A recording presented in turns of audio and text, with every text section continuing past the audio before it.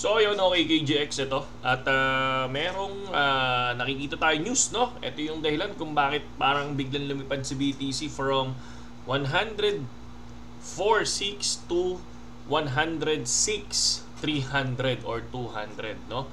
So papansin natin mga kapatid, sabi dito, breaking, no? Cointelegraph to mga kapatid, no? Fed Waller says interest rate cut could be begin as early as July. Yun ang sinabi nila, no? Kaya biglang nagkaroon ng parang ano eh, 'di ba? Ng parang biglang lipad. Kasi una, hindi lang naman sa Cointelegraph 'yan. Lumabas na kanina yung mga news, no? Regarding diyan, mga kapatid, no? Hindi lang ito, no? Pati si Jerome Powell yata nagsabi din kanina. So ayan, Fed says interest rate cuts could begin as early as July. Send it, no? Sabi nila lilipad ang market. Kasi syempre kung titingnan natin, once na nag-cut kasi ang rate, no? Syempre mura umutang, di ba? So pag mura umutang, so pwede nilang gamitin 'yan sa not only crypto, syempre pwede din sa stocks, di ba? Pwede din pwede din silang bumili ng mga number 1 token natin, di ba? Kung BTC or Ethereum, di ba? Number 1 or number 2. So, possible mag-rally. Ito, katulad niyan, news pa lang kanina, biglang ang BTC is nagkaroon ng, sa 1 hour tayo, nagkaroon ng pump hanggang, ayan. Tapos ngayon, bumababa siya.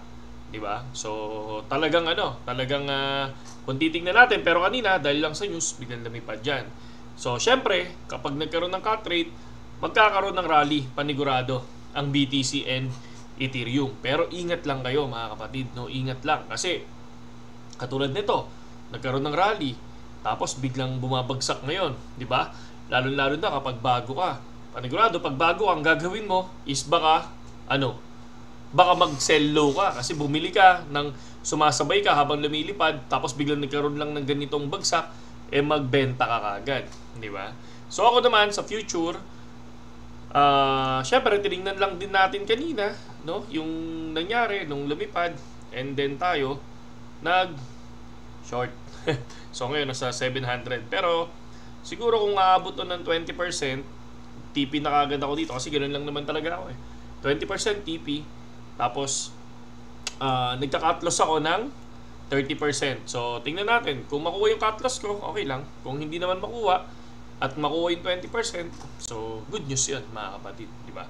So pero yun lang yung nakita natin dito. So ito naman talaga iniintay ng lahat na sana mag-cut ng rate para at least kahit paano is magbago talaga, di ba? Magbago yung at least magkaroon ng bullish, no, regarding sa BTC and Ethereum, di ba? So yan yung mga news, no. Tapos syempre dahil nagkaroon ng ganyan, syempre lahat ng crypto influencer dito sa YouTube ay sa TikTok is positive lalo, di ba? So lahat sila ngayon nakapag-long, tapos ngayon merong open, no? Merong whale na nag-open ng 241 million 6 hours ago, no? Bitcoin long position with 20 times leverage, no? Grabe yun, no? So ang liquidated nito ay 96K. So yan yung mga news natin. Ito, bullish, umaangat ulit, no? After nung medyo bumaba ng konti, medyo umaangat ngayon si BTC. So yan yung mga news. Meron pang bago ito. 1 hour ago, no, the mystery whale has increased his also long position to 423 million. So ano to? Mukhang weekend ngayon So mag-weekend pala bukas sa kanila. So ano to? Anong news to? Mukha yatang mukhang magkakaroon ng pump ng weekend, tapos pagdating ng weekdays baka mag-dump, no? So ingat lang mga kapatid. No, ako sa totoo lang, barya-barya lang yung trade, no? Kasi sabi ko nga sa inyo, nilalaro na lang natin talaga yung market. Hindi na tayo talagang totally na bibili sa spot tapos mag-iipon tapos sabay mag-hold. Wala na tayo doon. Kumbaga tulad ng sinabi ko, no, pinagmamasdan na lang natin kung ano yung mga dapat nating matutunan. Katulad ako, ano ba yung dapat ko matutunan? Titingnan ko nga talaga kung magka-cut ng rate, di ba?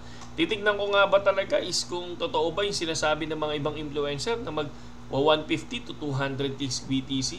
Diba, dami nun. Kumbaga, 250 pa nga sinasabi ng iba. Sila Plan B, Crypto Rover, yung mga ibang nandiyan dyan. Diba? Sobrang dami. So, kaya, pagmasdan natin. Kasi, pwede namang mag-observe diba? Tapos, wala na ako iba nakikitang news. XRP, no? Kung titingnan natin ng XRP, is, I think, approved na yata sa Canada, no?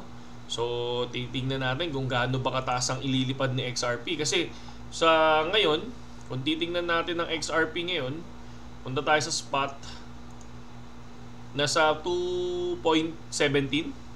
Parang 2.17 ang nakita ko kanina sa XRP. 2.16. So, kung papansin natin, ito pa rin naman yung presyo ng XRP, no? Kahit na nagkaroon ng pump, kahit na nagkaroon ng magandang news si XRP, pero hindi pa rin lumipad si XRP, no? Talagang tinitingnan natin yung kay BTC no? Siguro pag nag-Fed news, no? Sa Fed news, kapag kunyari nag-cut ng rates, I think baka isa rin ang XRP sa lumipad, no? So Sol, XRP, Dogecoin, BTC, Ethereum. Yan yung mga yon. Tapos tinitingnan natin ngayon Suwi, ito, laki ng binabadi ni Suwi.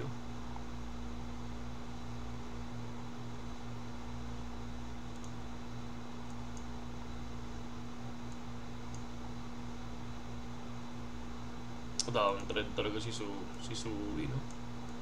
Downtrend si Idol. Daming talaga dito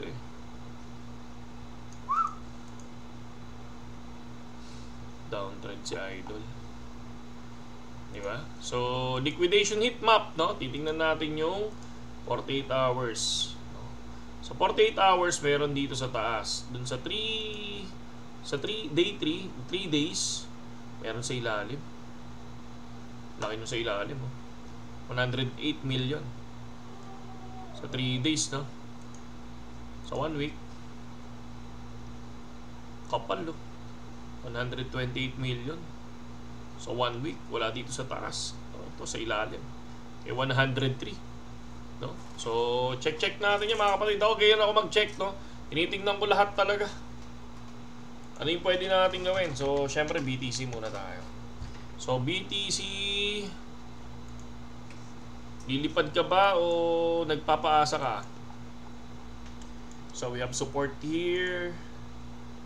Support tayo di sa area na to. Support din dito.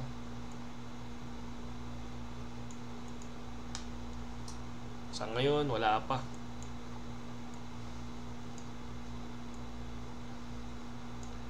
Sa ngayon, kung mangyayari yan, kung saan ako pumasok, dito lang naman ako pumasok. This is not financial advice, mga kapatid, no? Hindi yan financial advice, pero yan. Siguro hanggang dito sa taas. Hanggang 107. Tapos tayo.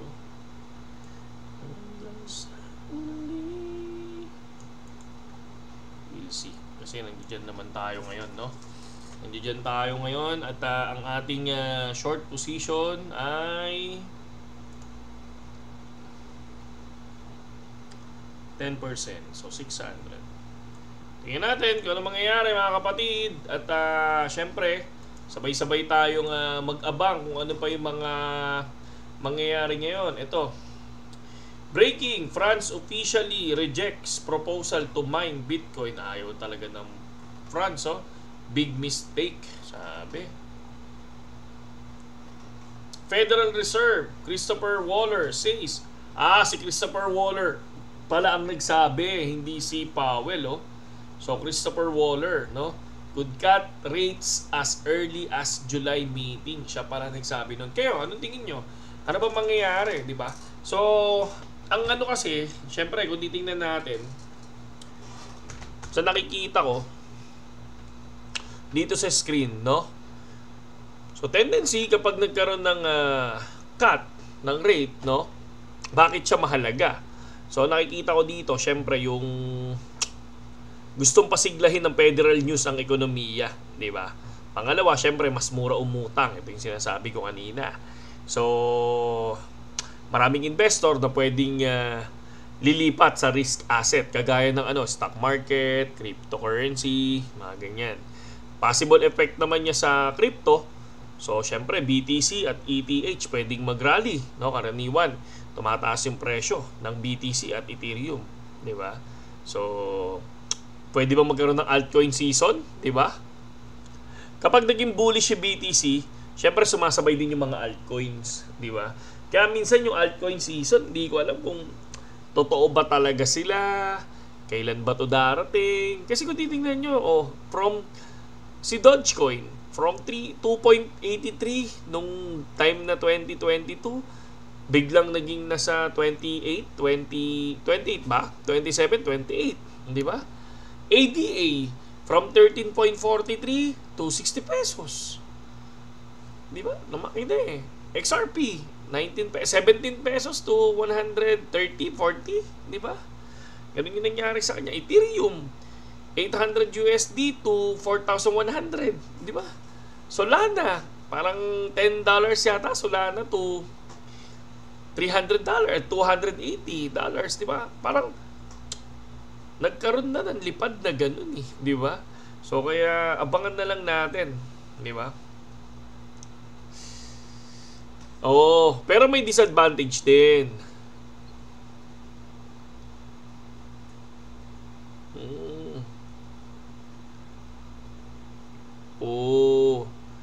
Yun ang tinitingnan natin dito. Kapag tumaas naman ang inflation, baka saglit lang ang ipump niyan. Parang gano'n. Yun yung nakikita natin, mga kapatid, ha? So, yun. Ito. China will unban crypto on June 29. Chinese bank just approved system. Teka nga, tingnan natin. Ako, tinitingnan ko to kanino kay Watchers Guru tsaka kay Cointelegraph. Hindi ako, kapag kaganyan, may ibang mga nagganyan, tinitingnan ko sila. Sila Cointelegraph.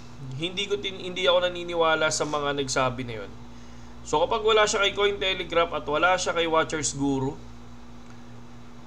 35% supply. Wala. Basta wala dito kay Cointelegraph tsaka kay Watchers Guru, hindi ako naniniwala doon, mga kapatid. Hello, 8 hours ago na to. Wala, hindi totoo yan. Okay, maniniwala sa gano'n. Ako dito kay Watchers Guru. Alam niyo kung bakit? Kasi itong mga to, pag nag-tweet to, mga kapatid, no? At kasi minsan nangyari bago i-approve yung spot Bitcoin ETF, no? Nagkamali si Cointelegraph, no? Nagkamali si Cointelegraph sa sinabi niya na nauna siya nagsabi na approve na yung spot Bitcoin ETF. Lumipad ang Bitcoin doon, nag-skyrocket bigla. Tapos biglang fake news, kumbaga sabi niya na hack siya. And then nakita nyo biglang bumulusok yung market pababa. Ganun yung nangyari noon.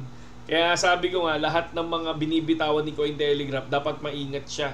Kasi yayariin na naman siya. Siya na naman yung pagbibintangan dyan, no? Na maraming natalo. Ganun din si Watchers Guru. Ako, dyan ako tumitingin ng news kasi once na mag-tweet yung mga yan, 90% is totoo. Ganun yun. Kaya takot magkamali itong mga to. Hindi pwede kasi pinagkakatiwalaan sila eh. So ayan o, dito niya 3.2 million na yan. Followers, no? Cointelegraph, ilang followers mo? 2.7, di ba? So kaya yun, taas yung ano nila. Anong tingin nyo? Magkakat ba talaga ng rate ng July? Comment nyo sa ilalim, no?